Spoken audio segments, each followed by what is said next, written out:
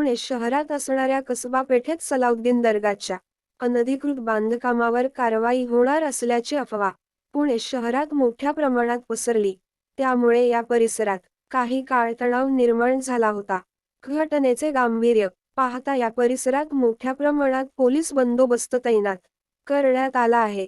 या प्रकरणी पसरवल्या जात असलेल्या सर्व अफवा असून यावर कोणी विश्वास ठेवू नये असे आवाहन पुण्याचे पोलीस आयुक्त अमितेश कुमार यांनी केले आहे।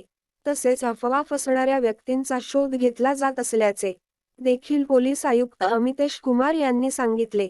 वास्तविक पुणे शहरातील कसबा पेठेत शेख सल्लाह दर्गा परिसरात अनधिकृत असणाऱ्या अतिक्रमणांवर कारवाई होणार असल्याची अफवा शुक्रवारी मध्यरात्री पसरली होती।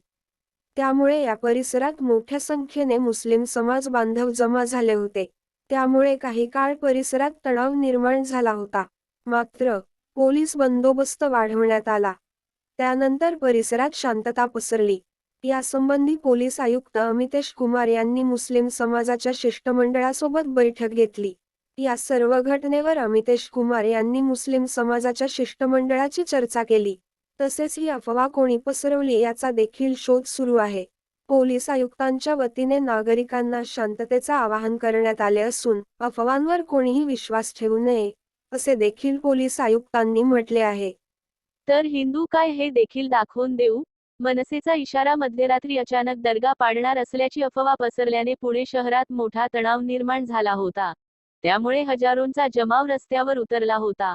पोलीस आयुक्तांच्या मध्यस्थीनंतर परिसरात शांतता निर्माण झाली। मात्र या वादासंदर्भात काही लोक सोशल मीडियावर स्टेटस ठेवत आहे। या माध्यमातून परिसरामध्ये तणाव निर्माण करण्याचा प्रयत्न केला जात आहे। आम्ही सामंजस्याची भूमिका घेतली आहे, मात्र आम्हाला ताकद दाखवण्याचा प्रयत्न केला तर हिंदू काय हे देखील दाखवून देऊ, अशी स्पष्ट भूमिका महाराष्ट्र निर्माण सेनेचे पुणे येथील सरचिटणीस अजय शिंदे यांनी घेतली आहे।